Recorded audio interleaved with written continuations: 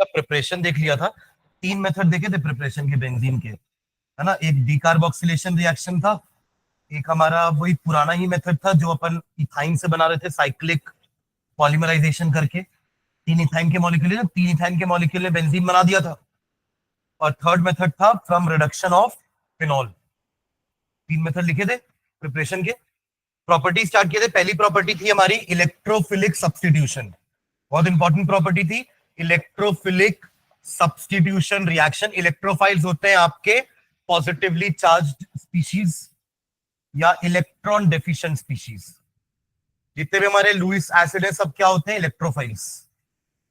ठीक है, इसमें 5 कैटेगरी के रिएक्शन देखे थे। एक था आपका हेलोजिनेशन, दूसरा था आपका नाइट्रेशन, तीसरा था सल्फोनेशन। लास्ट में मैंने एक चार्ट भी बनाया था आप सबका, है ना, एक ही में समराइज किया था ना मैंने लास्ट में, सल्फोनेशन। चौथा था फ्रिडल क्राफ्ट अल्काइलेशन और पांचवा था फ्रिडल क्राफ्ट एसिलेशन। इसमें हैलोजन का एडिशन हो रहा था, इसमें नाइट्रो ग्रुप ऐड हो रहा था आपके बेंजीन रिंग में, इसमें आपका SO3 sulphonic acid group add हो रहा था बेंजीन रिंग में, इसमें एक अल्किल ग्रुप ऐड हो रहा था बेंजीन रिंग में, और इसमें एक एसिल ग्रुप ऐड हो रहा था, RCO, इसको बोलते हैं एसिल ग्रुप। ठीक है, क्लियर है ये? तो ये पांचों अच्छे से पढ़ना, याद हो गया था ना। ठीक है, आगे बढ़ते हैं। इसी का पहले मैकेनिज्म देखते हैं और फिर ये देखते हैं कि अगर पहले से बेंजीन में कुछ लगा हुआ है पहले से ही, तब ये लोग कहां जाएंगे। अभी तो ये इनका अपन ने खाली बेंजीन में रिएक्शन करवाया था, सुन रहे हो क्या? कल जो हमने रिएक्शन किया था वो खाली बेंजीन में इनका रिएक्शन था, तो सब जाकर के यहीं पर अटैच हो रहे थे। पर यहां अगर पहले से कोई है तब ये लोग कहां जाकर अटैच होंगे, उसका मैंने नाम दिया था डायरेक्टिव इन्फ्लुएंस। ठीक है, तो वो अपन आज पढ़ने वाले हैं। पहले इसका मैकेनिज्म पढ़ते हैं। तो इलेक्ट्रोफिलिक सब्स्टिट्यूशन ये चल रहा है अपना अभी, है ना। तो इसी के अंदर लिखोगे पहले mechanism, mechanism of electrophilic substitution reaction, mechanism of electrophilic, mechanism of electrophilic substitution reaction.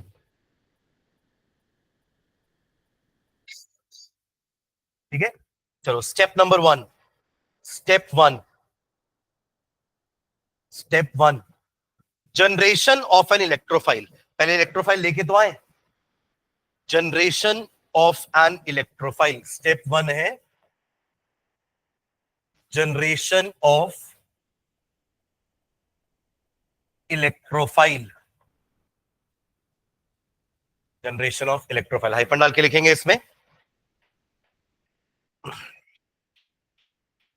First of all electrophile is generated, first of all electrophile is generated, first of all electrophile is generated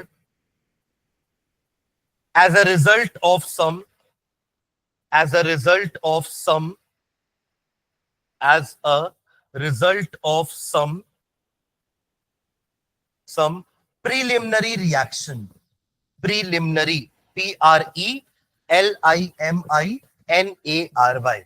preliminary reaction. First of all, an electrophile is generated as a result of preliminary, PRELIMINARY, preliminary reactions, preliminary reactions। एक ऐसा लिखना E-NU, E-NU का मतलब क्या समझना, E for electrophile and NU for nucleophile.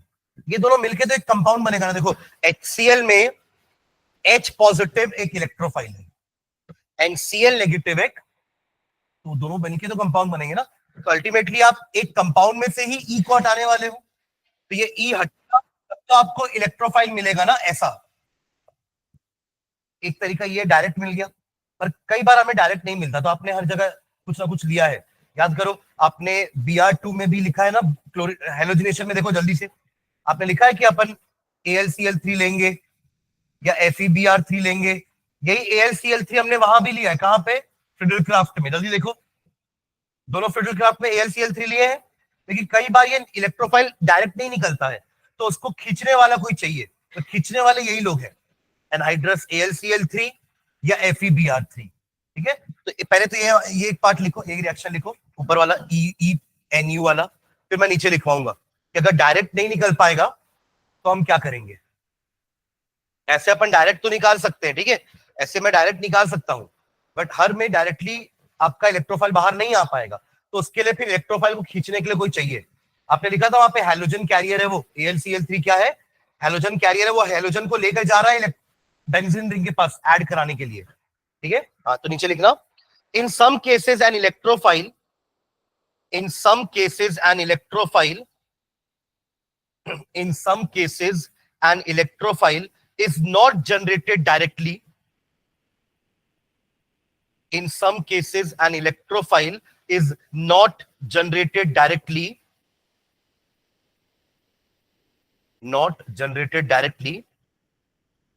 but a polarized molecule of the reagent,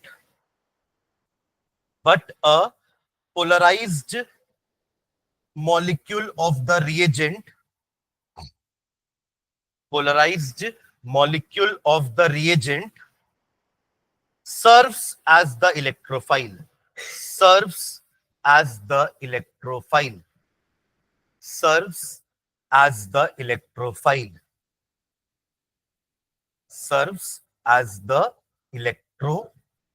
example समझना, ऐसा क्यों, ऐसा क्या कर रहे हैं अपन।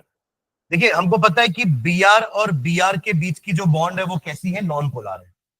क्यों नॉन पोलर बोल रहे हैं, क्योंकि दोनों बराबर इलेक्ट्रोनेगेटिव है, ना ये पॉजिटिव ना ये नेगेटिव, ना ये पॉजिटिव ये नेगेटिव। HCl में ऐसा नहीं होता ना, HCl में तो हम बोलते हैं ना कि इन दोनों की बॉन्ड भले कोवेलेंट है, but Cl being more electronegative gets a partial negative charge and hydrogen gets a partial positive charge.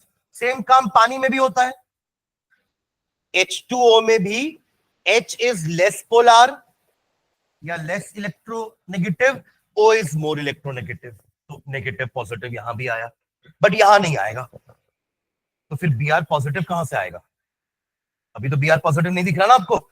यही वो केसेस है जहां पे इलेक्ट्रोफाइल अपने आप जनरेट नहीं हो पाएगा, तो हमें कुछ ऐसी चीजें साथ में लेनी पड़ेगी जो, अगर ये इलेक्ट्रोफाइल Br प्लस नहीं निकल पा रहा है तो इसके बगल में कौन आएगा पता है आपको, एक लुइस एसिड आएगा, FeBr3।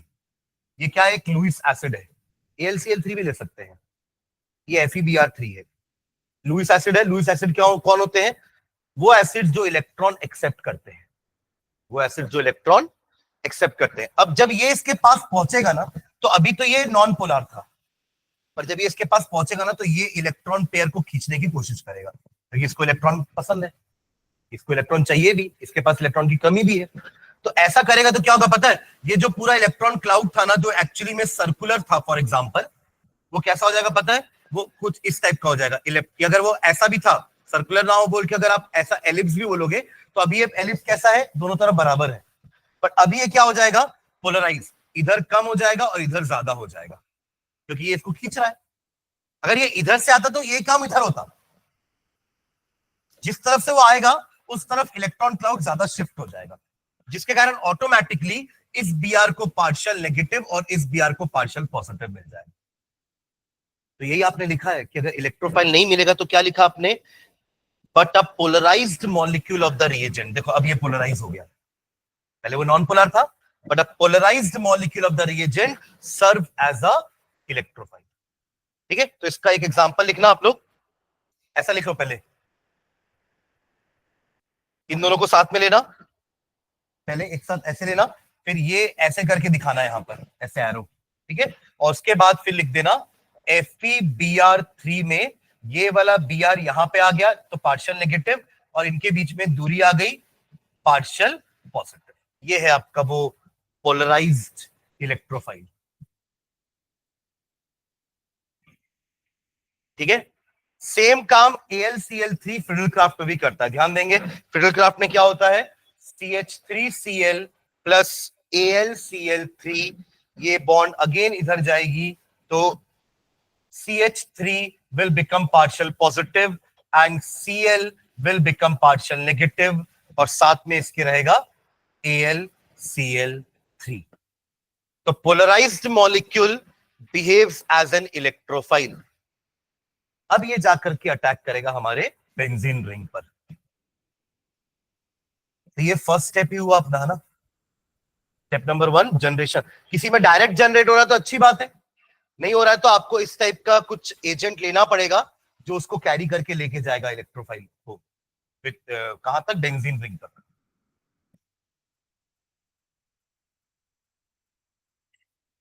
क्लियर है यहां तक? चलिए second step, step number 2। Step number 2, step number 2, formation of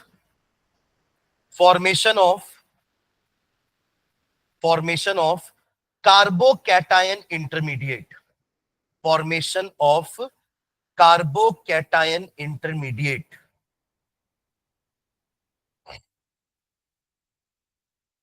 formation of carbocation intermediate,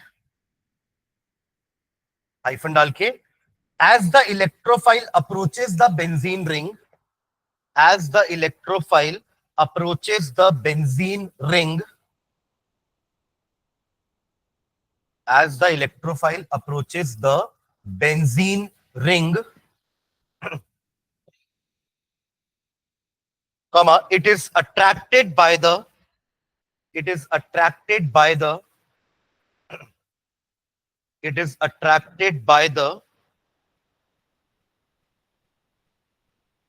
pi electrons, it is attracted by the pi electrons to form a pi complex, to form a pi complex, to form a pi complex, which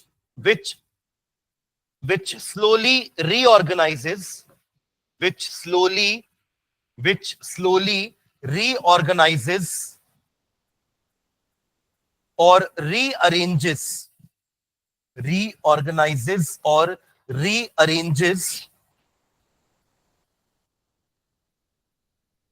to form a sigma complex,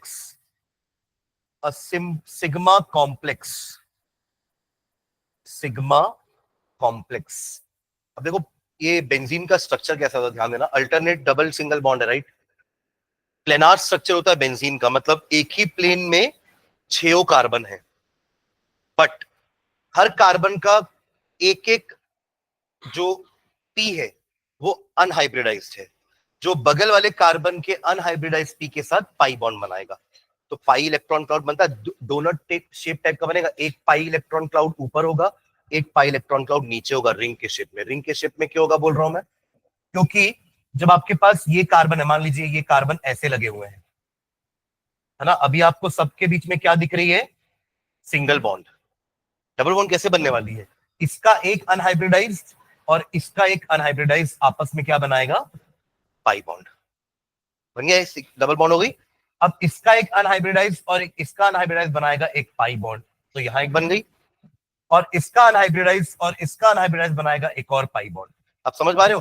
जो पहले मैंने hexagon ring बनाई ना, वो plane में थी, पर उस प्लेन में एक सर्कल बना ऊपर इन वालों का और एक सर्कल बना नीचे इन वालों का, नीचे वालों का। तो इसको बोल रहे हैं अपन इलेक्ट्रॉन क्लाउड। ऊपर भी है और नीचे भी है। ये आपकी हेक्सागोनल रिंग है और ऊपर एक इलेक्ट्रॉन क्लाउड दिखेगा आपको, नीचे एक इलेक्ट्रॉन, एक सर्कल ऊपर एक सर्कल नीचे। है मैं क्लियर? अब जब आपका ये आएगा कौन, इलेक्ट्रोफाइल, तो इलेक्ट्रोफाइल इन पाई इलेक्ट्रॉन क्लाउड से अट्रैक्ट होगा और क्या बनाएगा, पहले पाई कॉम्प्लेक्स। हमने यही लिखा है पहले, पाई कॉम्प्लेक्स, राइट। पर अल्टीमेटली उसको अटैच तो रिंग में होना है ना, और रिंग कहां पर है, नीचे। कार्बन की रिंग कहां है, ऊपर से। भले वो इधर से आ रहा था तो इन लोगों से अट्रैक्ट हो गया, but ultimately it will rearrange और कहां चला जाएगा वो, रिंग के पास, यहां पे। पहले वो यहीं अटकेगा आके, तब तक वो कहलाएगा पाई कॉम्प्लेक्स, क्योंकि वो पाई इलेक्ट्रॉन के साथ अटैच हुआ। पर वो नीचे आने के बाद, रीअरेंज करने के बाद, कोई कार्बन से अटैच हो जाएगा, तब वो कहलाएगा सिग्मा कॉम्प्लेक्स। तो अल्टीमेटली हमारा कंपाउंड कुछ ऐसा बनेगा। यहीं पर आपका एक H, ये तो H इसी का H है, और ये रहा आपका इलेक्ट्रोफाइल, इसको बोल रहे हैं सिग्मा कॉम्प्लेक्स। अभी वो एच हटने वाला, अभी वो हटा नहीं है एच, इसलिए कॉम्प्लेक्स है ये। कार्बन तो 4 बॉन्ड बनाने से रहा, सॉरी 5 बॉन्ड बनाने से अभी 5 बॉन्ड बन रही है। कैसे 5 बॉन्ड बन रही है? अगर मैं सर्कल हटा दूं बीच वाला तो आपको 5 बॉन्ड दिखेगी इस कार्बन की, दिख रही है इस कार्बन की 5 बॉन्ड आपको, है ना? तो अभी ये स्टेबल स्ट्रक्चर नहीं है। फिर ये H रिमूव होगा, थर्ड स्टेप हमारा क्या होगा? H रिमूव होगा और लग गया आपका इलेक्ट्रोफाइल। H जो रिमूव हुआ वो किसके साथ जाएगा पता है? वो जो न्यूक्लियोफाइल बाहर निकला था ना, अरे जिसने इलेक्ट्रोफाइल को दिया, उसके साथ ये अटैच हो जाएगा। ठीक है, तो क्या लिखे? Sigma complex. ठीक है, तो यही बना लो डायरेक्टली सिर्फ ये।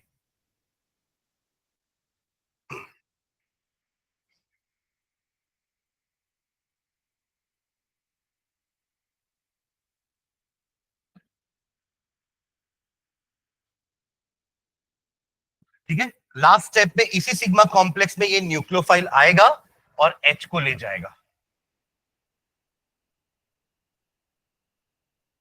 ठीक है, तो स्टेप नंबर 3 होगा, लिखोगे step number 3।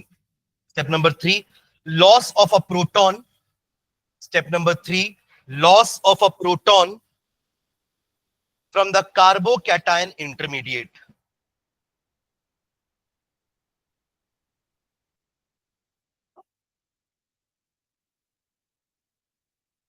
Loss of a proton from the carbocation intermediate. तो अब यही वाला कार्बोकैटायन इंटरमीडिएट इंटरमीडिएट लेना, ये न्यूक्लियोफाइल जाएगा। अच्छा, इसके ऊपर एक प्लस साइन भी लगाना ना, कैटायन है ना कार्बोकैटायन।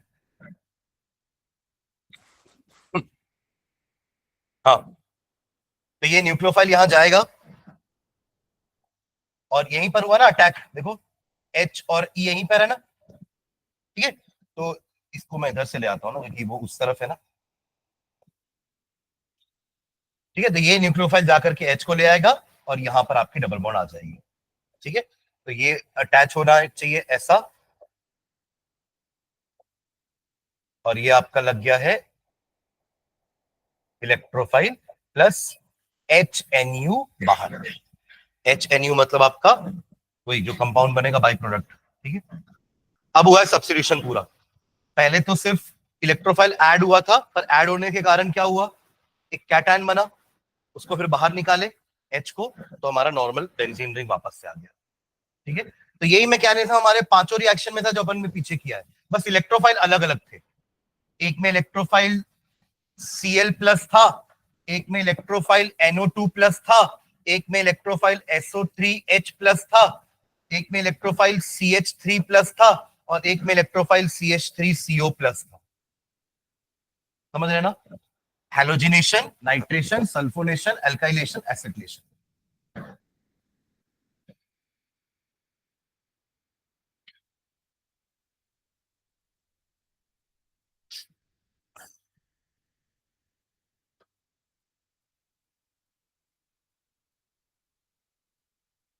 ठीक है, तो ये इसका मैकेनिज्म हुआ। अब वो पढ़ते डायरेक्टिव इन्फ्लुएंस, कि अगर पहले से कोई ग्रुप होगा तब हमारे ये सब कहां जाएंगे।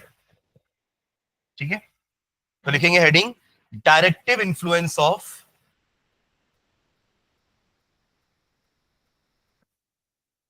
कंप्लीट कर लो पहले, ये हो गया तो जल्दी से आगे बढ़ेंगे।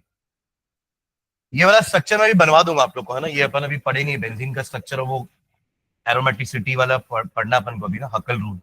वो दो टॉपिक बचा है पीछे वाला, मैं सीधा प्रिपरेशन ऑफ प्रॉपर्टीज में आ गया था पहले। ये प्रिपरेशन प्रॉपर्टीज करके अपन वही एक जो टॉपिक अपना पीछे बचा है वो करेंगे, स्ट्रक्चर और हकल रूल। हो गया ये? हेड डालेंगे directive influence of substituents. Directive directive influence of substituents. ठीक है, चलिए इसमें लिखेंगे फर्स्ट नीचे, the ability of a group, the ability of a group, the ability of a group already present in the benzene ring, the ability of the group already present in the benzene ring, the ability of the group already present in the benzene ring to direct the incoming group to direct the incoming group to a particular position. The ability of a group already present in the benzene ring to direct the incoming group, incoming ये electrophile होगा, incoming electrophile है ना, incoming group to a particular position, incoming group to a particular position is called the directive influence of groups. Is called the directive influence of the groups. Is called the directive influence of the groups.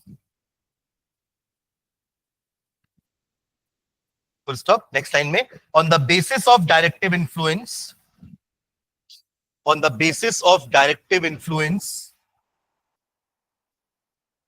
on the basis of directive influence, comma, various substituents can be divided into, on the basis of directive influence, various substituents can be divided into, various substituents can be divided into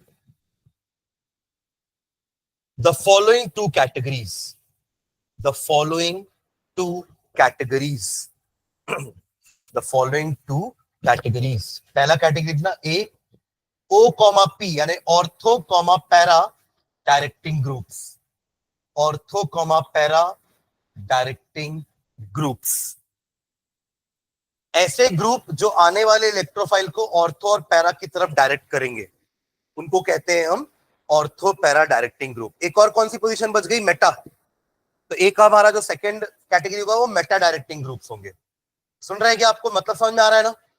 ऐसे group जो पहले से benzene में लगे हुए हैं वो आने वाले इलेक्ट्रोफाइल को ऑर्थो और पैरा पे डायरेक्ट करेंगे, तो उनको ऑर्थो और पैरा पे ही जाना है. समझ रहे हैं क्या? वो कहलाएगा ऑर्थो पैरा डायरेक्टिंग ग्रुप. और जनरली ये हमारे ग्रुप्स होते हैं electron donating groups.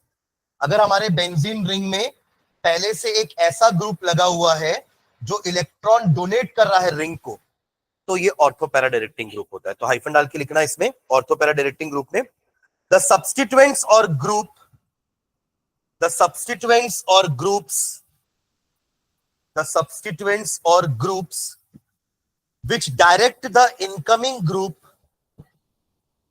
the substituents or groups which direct the incoming groups to ortho and para positions, to ortho and para positions are called ortho para directing groups. Are called ortho para directing groups. Are called ortho para directing groups. कुछ example लिखना इन substituents के, इन groups के. For example bond CH3, bond CH2 CH3 ethyl Mithil, है ना. Bond C6H5 phenyl, bond Cl, bond Br, bond I halogens, bond OH, bond OCH3 methoxy, bond NH2 etcetera amine. NH2 क्या होता है? Amine. ये सभी आपके सभी आपके इलेक्ट्रॉन डोनेटिंग ग्रुप्स हैं. That is why they are ortho para directing groups. ठीक है, एक एग्जांपल लिखते हैं. लेट्स टेक CH3 ले लेते हैं कि अगर आपके बेंजीन रिंग में पहले से CH3 लगा हुआ है, इसका नाम क्या है? टोलुइन, है ना. अगर आपने इसमें करवा दिया नाइट्रेशन, नाइट्रेशन के लिए क्या लेते थे अपन? कंसंट्रेटेड नाइट्रिक एसिड, हाँ H2SO4 भी लेंगे, concentrated nitric acid and H2SO4 as catalyst. तो आपको अब क्या मिलने वाला है? देखो, मिथिल के कारण, ये जो मिथिल लगा हुआ है इसके कारण NO2 ग्रुप, नाइट्रो ग्रुप कहां जाएगा? ऑर्थो पे या तो पैरा पे, मेटा पे नहीं जाएगा। ऑर्थो ये भी है, ऑर्थो ये भी है, इन दोनों में से कहीं पे भी, और पैरा में भी। जिसमें कि ध्यान से सुनना, पैरा वाला जनरली हमारा मेजर प्रोडक्ट होता है और ऑर्थो वाला माइनर। उसका रीजन है, ऑर्थो में दोनों आजू बाजू में, हाँ स्टेरिक हिंड्रेंस होगा, दोनों ग्रुप बड़े बड़े हैं। आपको दिख रहा है छोटे की तरह, बीच में गैप तो है, पर अभी अपने बॉन्ड कहां बनाई है? अब बॉन्ड खोलो ना H3 की, ये ऐसा बॉन्ड खुलेगा H3 का, ऐसे NO2 का ही बॉन्ड खुलेगा, तो अल्टीमेटली स्टेरिक हिंड्रेंस के कारण स्टेबिलिटी कम हो जाएगी। That is why para is generally the major product. समझ में आ रही है क्या बात? हाँ, तो एग्जांपल लिखो फॉर एग्जांपल करके, फिर अपन समझते हैं कि ऐसा क्यों हो रहा है ना, व्हाई दिस इज हैपनिंग। क्यों methyl group ortho para directing group है, क्यों मेटा नहीं है? एग्जांपल लिखो, फिर इसका रीजन भी समझते हैं।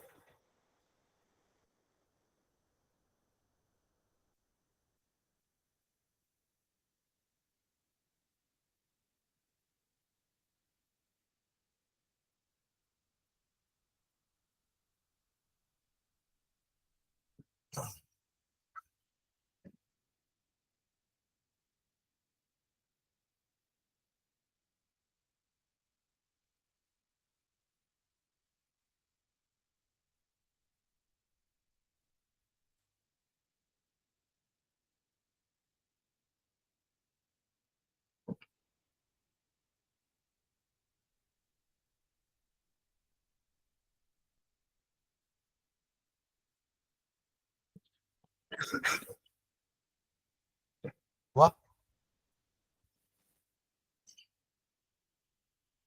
नीचे में लिखना, in general all electron donating groups are, in general all electron donating groups are, in general all electron donating groups are ortho para directing group, ortho para directing groups, ortho para directing groups। in general all electron donating groups, EDG बोलते हैं इसको, short form में क्या बोलते हैं? EDG, electron donating groups. तो दूसरों क्या बोलेंगे? Electron withdrawing, EWG। ठीक है, तो ये जितने भी ग्रुप ऊपर लिखे सब EDG है, electron donating groups. Full stop. Also, एक लाइन, एक और लाइन लिखना, also, also due to steric hindrance, also due to steric hindrance, also due to steric hindrance at ortho position, also due to steric hindrance at ortho position, comma, it is usually the para isomer, it is usually the para isomer, it is usually the para isomer which predominates, it is usually the para isomer which predominates, यानी कि उसका major part होगा, which predominates। ठीक है, अब इसका reason समझते हैं कि ऐसा क्यों हुआ, why they are ortho para directing group। ठीक है, एग्जांपल चलो मैं फिनॉल का लेता हूं, OH ग्रुप भी अपन ने लिखा ना कि OH ग्रुप भी इलेक्ट्रॉन डोनेटिंग ग्रुप है, तो चलो मैं फिनॉल का लेता हूं और एक फिर मिथिल का भी देखेंगे, दोनों का देखेंगे। ठीक है, तो ये रहा आपके पास OH। देखो ये वाला काम हमने पिछले चैप्टर में भी किया है, इसका रेजोनेंस स्ट्रक्चर मैंने आपको पिछले चैप्टर में बनाया था जब अपन एक्सरसाइज क्वेश्चन सॉल्व कर रहे थे। फिर से देखते हैं, चलिए। तो ये आपका बेंजीन रिंग है जिसमें OH लगा हुआ है और उसके पास 2 इलेक्ट्रॉन पेयर है। अब ये क्या करता है, इलेक्ट्रॉन डोनेटिंग ग्रुप है क्योंकि ये, तो अपना इलेक्ट्रॉन पेयर बेंजीन रिंग को डोनेट करता है ऐसा। तो इससे क्या होता है, ये वाले कार्बन के पास अब 5 बॉन्ड हो जाएगी, पहले से 4 तो थी, 1 2 3 4, अब ये डबल हो जाएगी ना, तो 5 बॉन्ड हो गई। तो ये ऑटोमेटिकली क्या हो जाता है, इधर आ जाता है, 5 बॉन्ड तो बनाएगा नहीं कार्बन। तो अगला स्ट्रक्चर हमारा क्या बनता है, जिसमें कि यहां पे डबल बॉन्ड OH आ गया, एक इलेक्ट्रॉन पेयर अभी भी बचा है, पॉजिटिव साइन आ जाएगा, और इधर आ जाएगा आपका क्या, इलेक्ट्रॉन पेयर। समझे क्या? वो ये वही इलेक्ट्रॉन पेयर है जो यहां से बॉन्ड बन के आया। पहले बॉन्ड था ना वो, अब वो इलेक्ट्रॉन पेयर बन के आ गया इधर। अब ये डीलोकलाइज होगा, रेजोनेंस। तो अब ये डीलोकलाइज होकर के यहां आ जाएगा, पहले से तो यहां था ही ना, अब अगले जगह आ गया, नेक्स्ट पोजीशन पे आ गया। तो अब ये यहां नहीं रह जाएगा, ये अब इधर आ जाएगा। समझ रहे हैं क्या? तो जब ऐसा होगा, ये डिस्प्लेसमेंट्स होंगे, तो अगला स्ट्रक्चर क्या बनेगा? यहां तो अभी ये रहेगा, अभी तो ये वेट करेगा पूरा घूम के आने का उसका, जिसको इसने भेजा है ना 2 इलेक्ट्रॉन को, वो वेट करेगा कि घूम के आओ, जाके क्या हो रहा है बेंजीन रिंग में देख के आओ। ठीक है, तो ये तो यहीं पे रहेगा अभी। यहां आ गया इलेक्ट्रॉन पेयर और यहां आ गई बॉन्ड, समझे? तो जो पेयर उसने यहां से भेजा था ना, अब वो यहां तक पहुंच चुका है घूमते घूमते। अब इसको और घूमना है, आधा रिंग बचा है उसका भी, है ना। अभी सिर्फ घूमना कहां तक हुआ है? यहीं तक हुआ है अभी। तभी तो अपन बीच में सर्कल लगाते हैं, या तो डबल बॉन्ड बनाओ या तो सर्कल लगाओ, दोनों नहीं करोगे, मैंने कहा था लास्ट क्लास में, है ना। तो सर्कल का मतलब यही होता है कि पूरा चक्कर लगा रहा है, पूरी एक परिक्रमा कर रहा है वो, समझ रहे? चलो आगे बढ़े। अब ये इधर जाएगा तो ये ऑटोमेटिकली इधर आ जाएगा। तो अगला स्ट्रक्चर क्या बनने वाला है?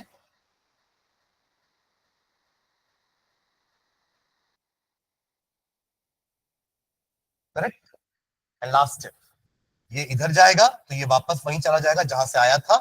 तो क्या हो गया final structure? We started with यहां यहां और यहां बॉन्ड, और एंडेड विथ यहां यहां और यहां बॉन्ड। दिख रहा है क्या? एक एक जगह खिसक गया ना सब आगे। तो अब आप ध्यान से देखना, इन 5 स्ट्रक्चर में से structure number 1, 2, 3, 4 and 5, structure number 2, 3 and 4 में नेगेटिव चार्ज कहां कहां पर है? ऑर्थो पे, ये दिख रहा है ऑर्थो पे, पैरा पे, ऑर्थो पे, ऑर्थो पे, पैरा पे, ऑर्थो पे। कहने का मतलब उन जगह नेगेटिव चार्ज है, और इलेक्ट्रोफाइल हमारा क्या होता है? एक पॉजिटिवली चार्ज स्पीशीज। तो वो नहीं पसंद करेगा वहां जाके अटैक करना। तो एक्चुअली आप ये बोल सकते हो कि हमारे जो इलेक्ट्रॉन डोनेटिंग ग्रुप है ना, ये हमारे बेंजीन रिंग को क्या कर देते हैं? एक्टिवेट कर देते हैं। क्या कर देते हैं? उन जगहों पर एक्टिवेट कर देते हैं, नेगेटिव नेगेटिव और नेगेटिव लगा करके, ताकि इलेक्ट्रोफाइल आए भी तो कहां जाकर अटैक करे? उन नेगेटिव जगहों पर। क्योंकि इलेक्ट्रोफाइल ठहरा electron lover, negative charge lover, तो वहीं जाना पसंद करेगा वो, इसलिए ऐसा होगा ऑर्थो पैरा डायरेक्टिव ग्रुप। तो ये मैंने एक एग्जांपल लिया किसके लिए? OH वाले के लिए, समझे क्या? एक एग्जांपल और देखते हैं, किसके लिए? मिथिल वाले के लिए, टोलुइन। अभी तो अपन किया ना, उसका एग्जांपल भी लिखे आप लोग, नाइट्रेशन करवाए थे ना उसका, अरे हाँ या ना। तो टोलुइन का एग्जांपल लेते हैं। चलो, तो ये रहा बेंजीन रिंग और ये रहा हमारा CH3। ये बेंजीन रिंग है क्या? अब है, ठीक है। अब देखो इसके पास तो लोन पेयर नहीं है ना, बट याद करो एक इफेक्ट हमने पढ़ा था, हाइपर कॉन्जुगेशन। याद आ रहा है हाइपर कॉन्जुगेशन? कुछ नो बॉन्ड रेजोनेंस वाला। देखिए यहां पे पाई बॉन्ड है, तो ये पाई बॉन्ड इसको जाने नहीं देगी, तो ये अपना एक इलेक्ट्रॉन क्या करेगा? यहां दे देगा, और खुद H पॉजिटिव बन के वहां चिपका रहेगा, भागेगा नहीं वहां से, क्योंकि ये भागने नहीं देगी उसको। और ये आ गई इधर, अभी अभी डबल बॉन्ड इधर आ गई, तो तब भी इसको अट्रैक्ट करके रखेगा वो H पॉजिटिव को। इसको अपने नो बॉन्ड रेजोनेंस नाम दिया था, हाइपर कॉन्जुगेशन इफेक्ट को क्या नाम दिया था? No bond resonance. तो अगला स्ट्रक्चर हमारा क्या होगा? ध्यान देना, इन सबके बीच में डबल हेडेड एरो लगा है, ध्यान है। We separate resonating structures by double headed arrows, double bond नहीं, डबल हेडेड एरोज। ठीक है, हो गया ना? अगला स्ट्रक्चर बनाऊं? क्या होने वाला अगला स्ट्रक्चर? ये 2H तो लगा रहेगा C के साथ, और दूसरा वाला बिना पकड़े अटैच है, बिकॉज यहां वाला डबल बॉन्ड उसको पकड़ के रखेगा, करेक्ट। और ये जो इलेक्ट्रॉन पेयर यहां पे आया है इसके कारण, अब ये क्या करेगा? अब ये क्या करेगा? इधर बॉन्ड बना लेगा। इससे क्या होगा? ये उचक के इधर आ जाएगा। अब बाकी चीजें वही होंगी जो पीछे हो रही थी, बस यहाँ पे इलेक्ट्रॉन देने का तरीका अलग था।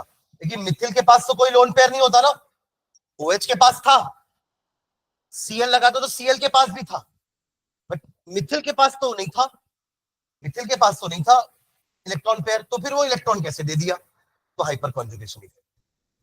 No bond resonance. ठीक है, तो अगला स्ट्रक्चर हमारा वही रहेगा कि ये आपका जो इलेक्ट्रॉन पेयर है वो यहाँ आ चुका है, यहाँ बॉन्ड बन चुकी है, यहाँ पे बॉन्ड है, अब ये इधर आएगा और ये इधर चला जाएगा, और यहाँ पे तो आपका CH2 और एक H पॉजिटिव तो रहेगा ही। ठीक है, फिर अगले स्ट्रक्चर में क्या होने वाला है, ये बॉन्ड इधर आ जाएगी, ये बॉन्ड इधर है, और अगला नेगेटिव चार्ज यहाँ पे आ जाएगा, है ना। एंड लास्ट स्ट्रक्चर में ये इधर और ये वापस उधर, तो क्या होगा हमारा, अगेन वही होगा, ऑर्थो पैरा और ऑर्थो पोजिशंस पे क्या है, पॉजिटिव चार्ज दिख रहे हैं आपको, positive charge, sorry negative charge, है ना। ये स्ट्रक्चर के नाम क्या कहते दोगे, 1 2 3 4 एंड 5। अगेन ध्यान से देखो, 2 3 एंड 4 में negative charges are on ortho para and ortho. Same structure आप क्लोरीन के साथ भी बना सकते हो, यहाँ पे OH की जगह अगर क्लोरीन लगा दूंगा तो सेम चीज चलेगी। क्लियर है ये, तो बना लो दो डायग्राम। एक्टिवेट कर रहे हैं, ये याद रखना ना, एक्टिवेट कर रहे हैं रिंग को, आपके इलेक्ट्रॉन डोनेटिंग ग्रुप्स रिंग को क्या कर रहे हैं, एक्टिवेट कर रहे हैं।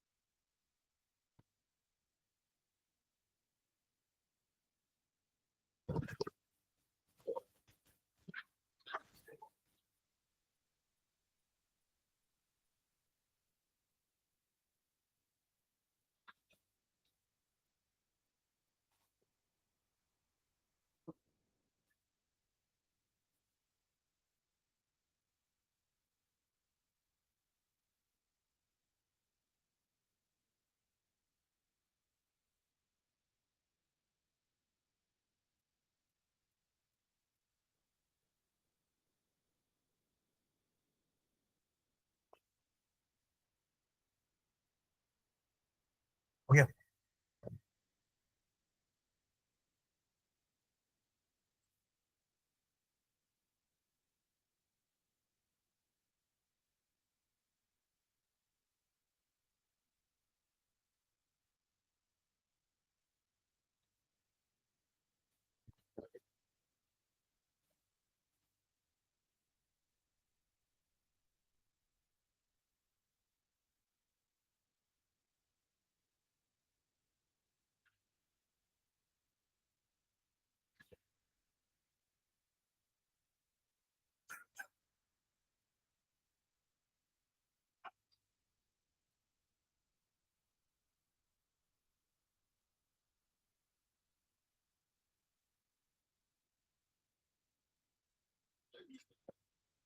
बड़े आगे नीचे लाइन में लिखना, from the above resonating structures, from the above resonating structures, from the above resonating structures, it is clear that from the above resonating structures, it is clear that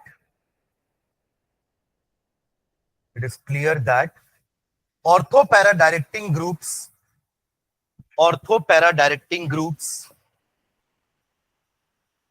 increases the electron density. Orthopara directing groups increases the electron density, increases the electron density in the benzene ring, in the benzene ring, in the benzene ring, and therefore the rings gets activated, and therefore the ring gets activated, and therefore the ring gets activated, ring gets activated, and electrophilic substitution becomes easier, and electrophilic substitution becomes easier, electrophilic substitution become easier.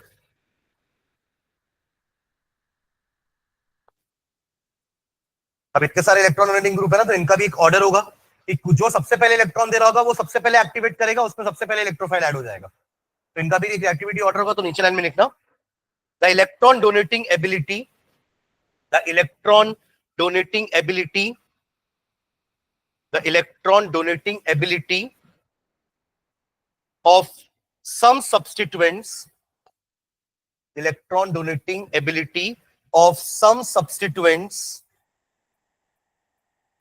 follows the order, follows the following order, follows the following order, follows the following order. ये order लिख लो।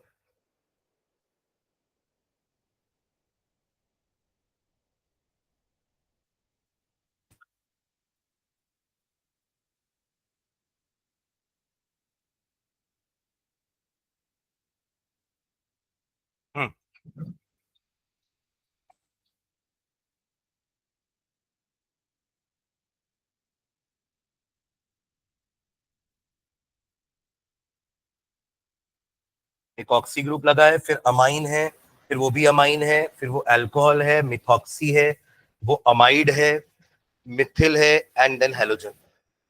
X मतलब halogen.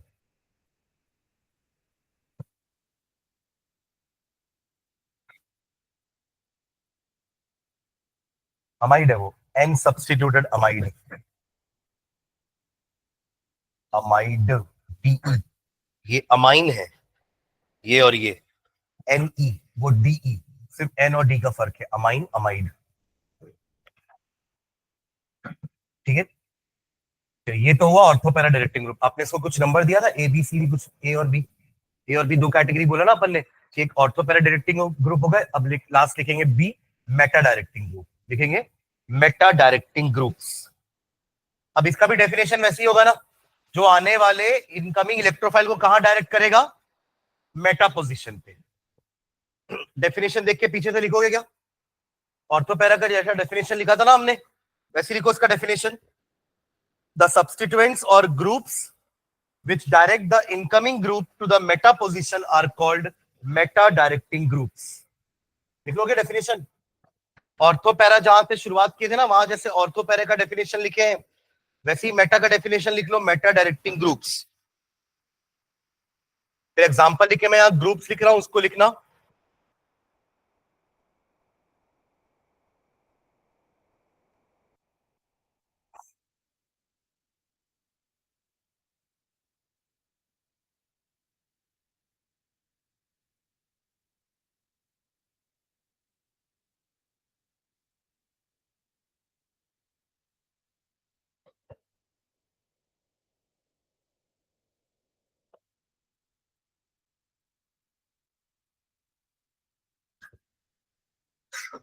है ना, ये कुछ example है उन groups के जो आपके कैसे होंगे,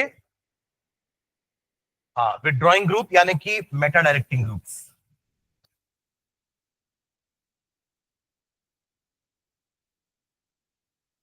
और इसका एक एग्जांपल,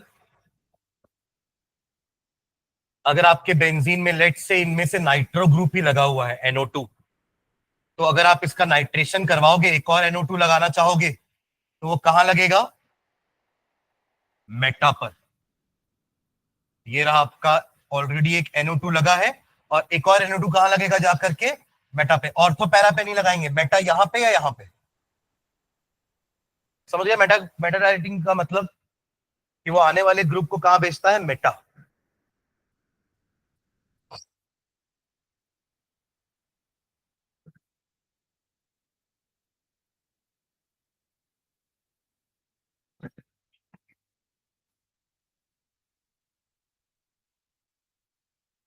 ठीक है, अब समझ रहा है इसका एक्सप्लेनेशन। ये रहा आपका नाइट्रो ग्रुप का एग्जांपल लेते हैं, चलो, है ना। ये रहा नाइट्रो ग्रुप, इधर डबल बॉन्ड O और इधर सिंगल बॉन्ड O, यहां नेगेटिव यहां पॉजिटिव, NO2 इसलिए न्यूट्रल रहता है, एक पॉजिटिव एक नेगेटिव है, कैंसिल आउट। ये नाइट्रो ग्रुप ऐसा होता है। सुन रहे हैं यहां तक? यहां तक क्लियर है? अब क्या क्या होगा, ध्यान देना। अब क्या होने वाला है, ये इलेक्ट्रॉन यहां गया, दिख रहा इलेक्ट्रॉन पेयर गया ना यहां पर, और एक सेकेंड,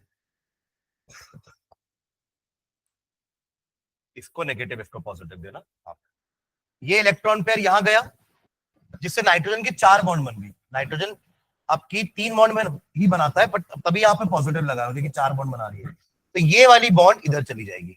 देखा आपको, ये डबल बॉन्ड इधर आई, और यहाँ का इलेक्ट्रॉन पेयर, ये तो खींच रहा है ना इलेक्ट्रॉन बेंजीन रिंग से, इलेक्ट्रॉन विड्रॉ किया बेंजीन रिंग से, पिछले वाले ग्रुप इलेक्ट्रॉन दे रहे थे बेंजीन रिंग को, इससे बेंजीन रिंग से इलेक्ट्रॉन खींचा है। इसके कारण क्या होने वाला है, देखो, ऑर्थो पोजीशन पर क्या आ जाएगा? Positive charge. अभी क्या था? नेगेटिव चार्ज आ रहा था कि इलेक्ट्रॉन डोनेट हो रहा था, यहाँ पे क्या आ जाएगा? Positive charge. ये डबल बॉन्ड यहां आ जाएगी, यहां पॉजिटिव है, अब दोनों ऑक्सीजन के पास नेगेटिव चार्ज होगा। अभी इसी के पास था, अब दोनों के पास होगा। ज्यादा क्लियर है स्ट्रक्चर? अच्छा, ये यहां पे रहेगा और यहां पे रहेगा, यहां क्लियर है? ये हमारा सेकंड स्ट्रक्चर। अब क्या होगा, ये दुखी हो गया ना, इसका इलेक्ट्रॉन चला गया, तो इसको ये सांत्वना देने आएगा कि मत टेंशन है, मैं हूं, ठीक है। पर वो बोलते हैं ना कि आप अगर 2 लोग ट्रैवल कर रहे हैं तो पहले अपनी कुर्सी की पेटी बांधो, फिर बाद में दूसरे की बांध लो। तो ये वही किया, अपने पास भी नहीं था ज्यादा इलेक्ट्रॉन, दे दिया उसको, तो अब ये दुखी हो गया। समझे कि नहीं? ये तो सेम चलेगा, ये वेट कर रहा है कब ये वहां वापस आएगा, है ना। ये आ गया यहां तक, फिर ये सेम काम करेगा जो इसने किया, ये इधर आएगा, राइट। तो उसके कारण क्या हुआ, ये पॉजिटिव चार्ज आ गया इधर, डबल बॉन्ड आ गया इधर, डबल बॉन्ड इधर। यहां तक फॉलो कर रहे हैं क्या? है, ठीक है। अब लास्ट स्ट्रक्चर क्या होगा बताइए? ये इधर, तो ये वापस इधर जहां से आया था, ठीक है। तो फाइनल स्ट्रक्चर क्या होने वाला है,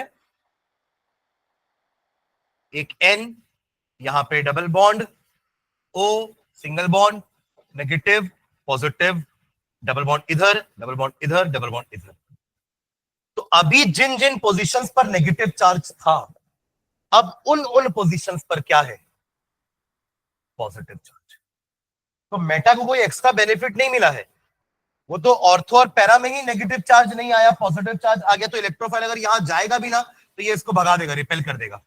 इलेक्ट्रोफाइल यहां जाएगा भी ना, भगा देगा। फिर अपन को कहीं से भगाया जाए तो वो अपन वहां जाना पसंद नहीं करते है ना, इंसल्ट हो गया ना। वहां गए, वो भगा दिया, तो वो इलेक्ट्रोफाइल जाएगा क्या वहां पे? अब उसके पास एक ही ऑप्शन बचा है, क्या? मेटा। तो इसलिए वो मेटा जाएगा। तो मेटा जाने का कारण एक्टिवेशन नहीं है, डीएक्टिवेशन है। इस इलेक्ट्रॉन विथड्रॉइंग ग्रुप ने क्या किया पता है आपको? ऑर्थो और पैरा जगह पर डीएक्टिवेट कर दिया। जहां पे आपका ऑर्थो पैरा डायरेक्टिंग ग्रुप उन जगहों को एक्टिवेट कर रहा था ताकि इलेक्ट्रोफाइल आ सके वहां पर, ये उन जगहों को डीएक्टिवेट कर दिया by giving positive charges. Am I clear? तो वहां पर लिखे थे कि एक्टिवेट कर रहा है रिंग को, मेटा डायरेक्टिंग ग्रुप रिंग को डीएक्टिवेट कर रहा है। तब आपके पास एक ही पोजीशन बचता है मेटा, जहां पर ये जा पाएगा। Am I clear? ठीक है, आप लोग यही डायग्राम ना, ये सेम डायग्राम आप लोग एल्डिहाइड के साथ बनाना। ये एल्डिहाइड भी अब लिखा ना हमने, ये एल्डिहाइड है, ये एसिड है, ये सब तो पढ़े ना अपन। ये साइनाइड, ये नाइट्रो का मैंने अभी बनाया है। आपको सेम काम एल्डिहाइड के साथ बना के आना है। नेक्स्ट क्लास का होमवर्क रहेगा। दैट विल बी, क्या है हमारा ग्रुप? CHO ग्रुप ये रहा। CHO क्या होता है? C double bond O single bond H। जैसे यहां पे O ने खींचा ना यहां से, वैसे यहां भी O खींचेगा ये डबल बॉन्ड को। सुन रहे हैं क्या?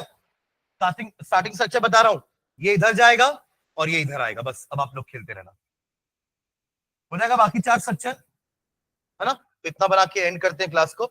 ये हमारा इलेक्ट्रोफिलिक सब्स्टिट्यूशन खत्म हुआ, पहला प्रॉपर्टी। ठीक है, बाकी प्रॉपर्टी ज्यादा इंपॉर्टेंट नहीं है बेंजीन की। फिर अब सीधा अपन स्ट्रक्चर और वो उसके बारे में बात करेंगे, एरोमेटिसिटी के बारे में, हकल रूल। तो नेक्स्ट क्लास में थ्योरी वाला चैप्टर पूरा वाला खत्म करा दूंगा मैं। फिर एक क्लास अपन और लेंगे क्वेश्चन आंसर्स के लिए इस चैप्टर के। ठीक है, पर अपना वो